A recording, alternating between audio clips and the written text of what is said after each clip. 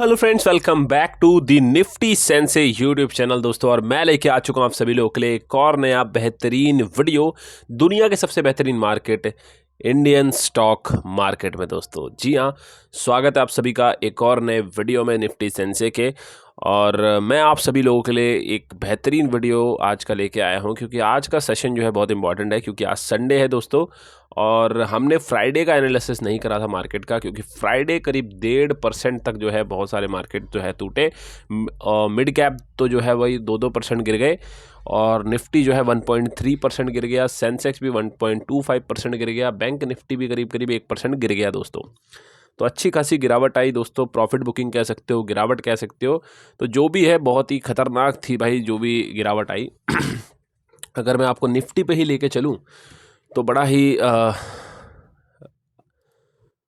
Unbelievable चल रहा है सीन तो अभी राइट नाउ, कि क्या हो रहा है मार्केट में, क्या सिचुएशन चलेगी, कैसे होगा, क्या करना चाहिए, सारी चीज़ें जो है यहाँ पर चल रही हैं। और बहुत सारे लोग जो हैं यही चीज़ें सोच रहे होंगे अभी। तो पहले तो यार ये जो है इसको डिलीट कर देता हूँ मैं। तो यहाँ पर सिचुएशंस जो है बड़ी ही क्रिटिकल चल रही हैं, क्योंकि जो भी हम कर रहे हैं, हम अगर आपके सामने सिचुएशंस को समझें तो हमें समझ आएगा कि बहुत ही अजीब सी सिचुएशन चल रही है।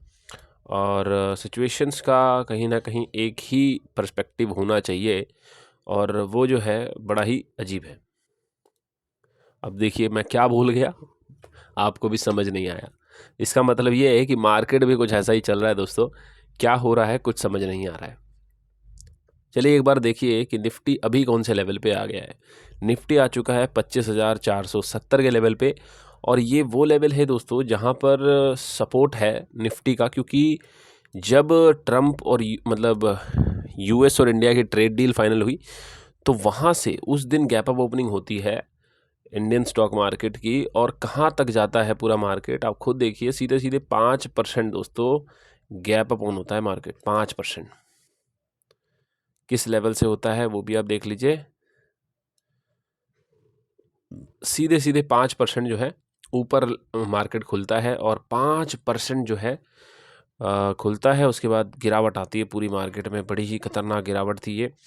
और गिरावट जो थी पूरे दिन गिरावट ही होती रही थी। 2.5% तक गिरावट गिरी, लेकिन ओवरऑल मार्केट प्लस में रहा 2.5%, क्योंकि 5% गैप अप ओपनिंग हुई थी। अब उसके बाद क्या हुआ, अब आप खुद देख सकते हैं कि उसके बाद हुआ क्या है। 2 दिन जो है मार्केट चला है, 3-4 दिन चला है। ये देखिए, इस दिन भी बाइंग आई, इस दिन भी ठीक ठाक बाइंग आई, इस दिन भी बाइंग आई। फिर जो है गैप अप ओपनिंग हुई, फिर बाइंग आई, फिर gap up opening buying I, और फिर गिरा, मार्केट गिरा। और उसके बाद फिर गैप डाउन ओपनिंग हुई। तो यहाँ पर अच्छी खासी गिरावट आई, पूरे दिन गिरा। और अभी तो देख रहे हो सिचुएशन वो है 400 के लेवल पे, 25,471 के लेवल पे आके मार्केट खड़ा हो गया निफ्टी का। तो यहाँ पर सिचुएशन ये है कि यहाँ पर फर्दर इन्वेस्टमेंट्स हमें करनी चाहिए कि नहीं। अगर हम अपने पोर्टफोलियो पे चले तो हमने कुछ बाइंग भी करी थी फ्राइडे को ही दोस्तों। कुछ बाइंग हमने कहाँ करी थी, देखिए ओवरऑल पोर्टफोलियो फ्राइडे के दिन 4,000 लॉस में गया। 4,000 रुपये दोस्तों, 1.45% दोस्तों, मतलब 1.5% पोर्टफोलियो गिर गया हमारा। और ओवरऑल टोटल जो माइनस में हम चल रहे हैं 13,000, करीब करीब 14,000 रुपये आप कह सकते हो। पूरे पोर्टफोलियो में जितने भी स्टॉक्स हैं उसमें से सिर्फ HAL जो है वो पॉजिटिव रहा, बाकी सब नेगेटिव थे दोस्तों। एक भी शेयर ऐसा नहीं रहा जो पॉजिटिव हो। बाकी अच्छे खासी यहाँ पे गिरे, IT सबसे ज़्यादा गिरे। IT में दोस्तों यहाँ पे TCS 2%, JBM ऑटो भी दोस्तों काफ़ी ज़्यादा गिरा। अब JBM ऑटो को, जैसा कि मैंने आपको बताया था कि इसको हम बाय करते हुए दिखेंगे, तो JBM ऑटो को दोस्तों हमने बाय करा है। और वो करा दोस्तों हमने 10 शेयर्स को 585 के रेट पे। जी हाँ, 10 शेयर्स को हमने एक्वायर कर लिया है दोस्तों। लेकिन हमने जैसा कि पहले क्या स्ट्रेटजी अपनाई थी JBM ऑटो के लिए, वो भी आपको मैं बताता हूँ। JBM ऑटो के लिए दोस्तों हमारी स्ट्रेटजी जो थी वो सेम थी, कि हमारा जो है ये 560 का जो लेवल है, इस पे अगर आ जाता है तो हम बाय करेंगे। लेकिन सिचुएशन कुछ क्रिटिकल सी है, क्योंकि JBM ऑटो ऐसा स्टॉक है दोस्तों, स्मॉल कैप का पार्ट है ये। और JBM ऑटो कभी भी जो है यहाँ पर आगे भी बढ़ सकता है। इसलिए दोस्तों हमने एक्यूमुलेशन करना शुरू कर दिया, बाइंग शुरू कर दी 85 के लेवल से। अब अगर गैप डाउन ऑन होता है, सबसे इम्पॉर्टेंट चीज़ ये है कि अगर JB मोटो इस लेवल पे अगर ओपन होता है मंडे को 576 पे या फिर इस लेवल पे भी अगर गिरता है तो हम और एक्वायर करेंगे बिल्कुल। लेकिन हमें ओवरऑल जो है 30 शेयर्स JB मोटो के बाय करने हैं। ये अब हम मान के चल रहे हैं, अभी 10 शेयर हुए हैं, अभी 10 और बाय करने पड़ेंगे, 20 और बाय करने पड़ेंगे।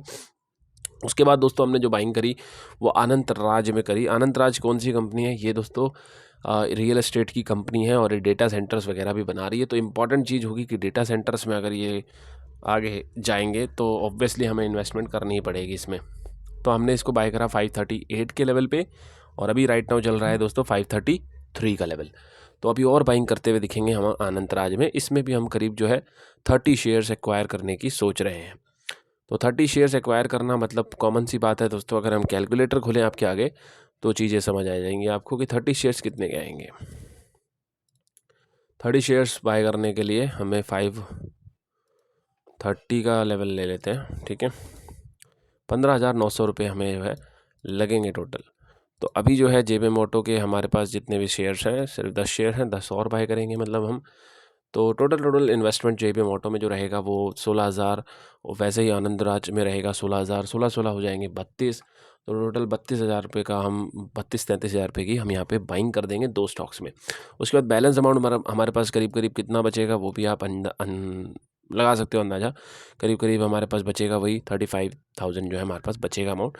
और फिर 35,000 जो है हम बचा के रखेंगे फर्दर इन्वेस्टमेंट्स के लिए। फर्दर इन्वेस्टमेंट्स कहाँ कहाँ हो सकती हैं, तो उसके लिए भी हमारे पास स्टॉक्स हैं हमने जो डिसाइड कर रखा है, और वो है दोस्तों हमारा BSC। जी हाँ, हम BSC में दोबारा से अपनी बाइंग शुरू करने वाले हैं, ये अब प्लानिंग बना रहे हैं। और दूसरी बात एक और मैं बताना चाहता था आपको आइचर मोटर्स के बारे में दोस्तों। ये स्टॉक अनबिलीवेबल स्टॉक है दोस्तों। जी हाँ, आपको दिखा देता हूँ आइचर मोटर्स के दोस्तों। सबसे बड़ी बात यह है कि इसके रिजल्ट्स जो है ना अच्छे आ गए, इस वजह से और ज़्यादा ऊपर चला गया। और अब यहाँ पे तो मेरे को नहीं लगता अब ये नीचे भी आएगा दोस्तों, और कोई उम्मीद नहीं है अब नीचे आने की दोस्तों, क्योंकि ये अपने ऑल टाइम हाई को टच कर चुका है। और हो सकता है थोड़ा बहुत करेक्शन आ जाए दोस्तों स्टॉक में, यहाँ पर 77 के लेवल पे आ जाए, लेकिन दोबारा इस लेवल पे आना दोस्तों बड़ी मुश्किल होगी इसके लिए, 7300 के लेवल पे आना। क्योंकि हमने बाइंग करा है सेल करा था इसको 7280 या फिर 7260 के लेवल पे, लेकिन इस पे आना तो मुश्किल लग रहा है मेरे को। लेकिन आ जाता है तो बहुत बड़ी बात होगी। लेकिन अभी आइचर मोटर्स को बाय करने का कोई हमारा प्लान नहीं रहेगा, क्योंकि अभी बहुत ऊपर निकल चुका है आइचर मोटर्स। और यहाँ पर दोस्तों मैं कह सकता हूँ कि मैं गलत निकला कि आइचर मोटर्स को लेकर के हमने गलत यहाँ पे प्रेडिक्शंस करी। तो ये चीज़ मार्केट हमें हमेशा दिखाती है कि जो चीज़ हम छोड़ते हैं वही चीज़ भागती है। तो ये चीज़ भाई करेक्ट बात है, और बिल्कुल हुआ भी ऐसा ही। BSC भी दोस्तों हम जैसा कि देखा BSC ने अपना एक ऑल टाइम हाई लगाया, और हाई जो था वो बड़ा ही बढ़िया था, क्योंकि BSC ने अपना हाई जो लगाया वो था दोस्तों सीधा 3200 का हाई, मतलब उससे भी ऊपर पहुंच गया था, 3300 के करीब करीब पहुंच गया था, 3250 के कुछ हाई लगाया। उसके बाद गिरावट आई दोस्तों, 3.5% गिर गया। अब मेन चीज़ होगी दोस्तों कि अब कितना गिरना रह सकता है ये। देखो अगर ये इस लेवल पे आ जाता है दोबारा से 2860 के लेवल पे दोबारा आ जाता है, तो हम दोबारा से बाय करते हुए दिख सकते हैं इसको।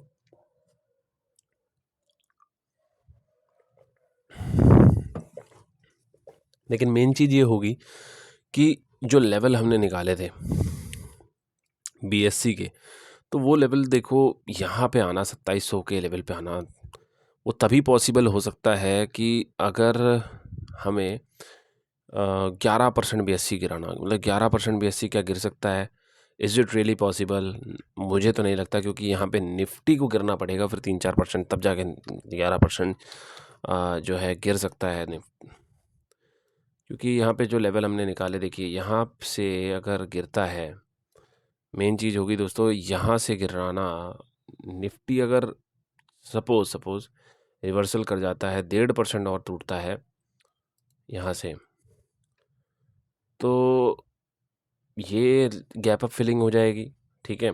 प्लस ये सपोर्ट लेवल भी है कुछ तो, ठीक है, सपोर्ट भी है यहाँ पर, थोड़े बहुत सपोर्ट आपको देखने को मिल जाएंगे। लेकिन यहाँ पे सपोर्ट जो है वो टेम्परेरी होगा, जो मेन सपोर्ट है वो यहीं है दोस्तों, 3.5% नीचे। तो टूटना अगर BSC यहाँ से टूटे निफ्टी यहाँ से टूटेगा तो बड़ी दिक्कत हो सकती है, ना ही टूटे तो अच्छा है दोस्तों।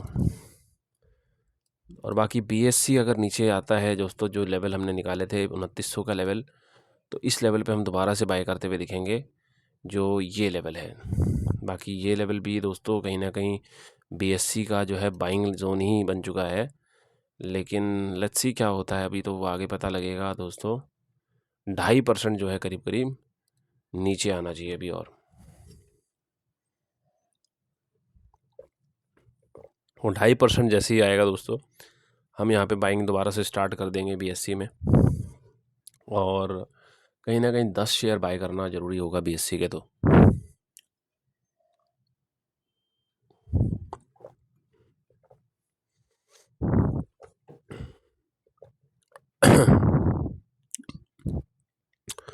तो मेन चीज़ ये भी है कि BSC क्या अपने ऑल टाइम हाई से कितना नीचे आएगा। ऑल टाइम हाई से अगर इतना और गिरते हैं तो 8.5% होगा, यहाँ तो 9.5% होगा, और यहाँ पे आएगा अगर तो 16.5% होगा।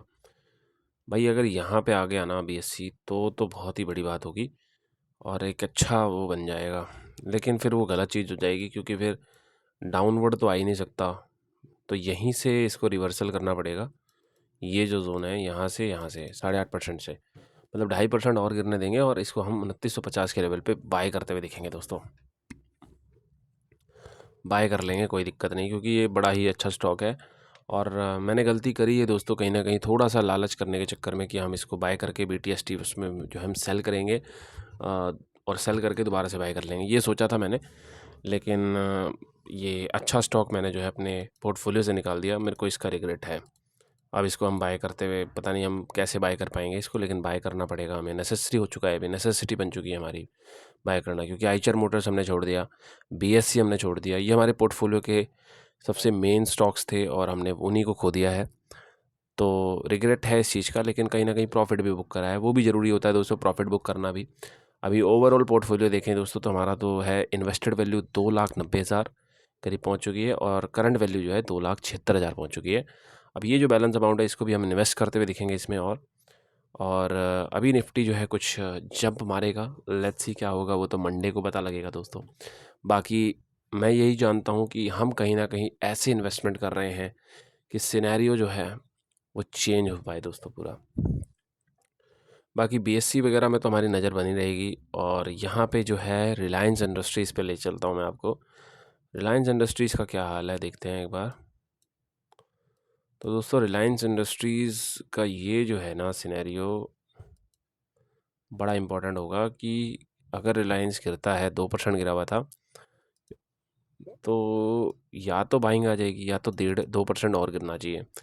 2% और गिरता है तो भाई साहब सपोर्ट पे आ जाएगा अपने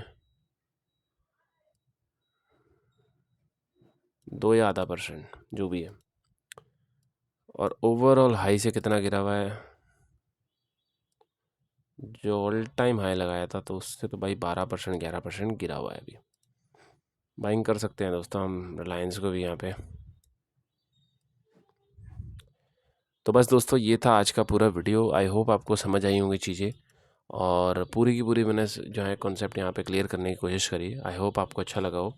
अच्छा लगा तो वीडियो को लाइक करिए, चैनल को सब्सक्राइब करिए। मैं मिलूंगा आपसे एक और नए वीडियो के साथ, तब तक के लिए बाय बाय गाइस, जय हिंद, वंदे मातरम, keep living, keep supporting, keep sharing दोस्तों।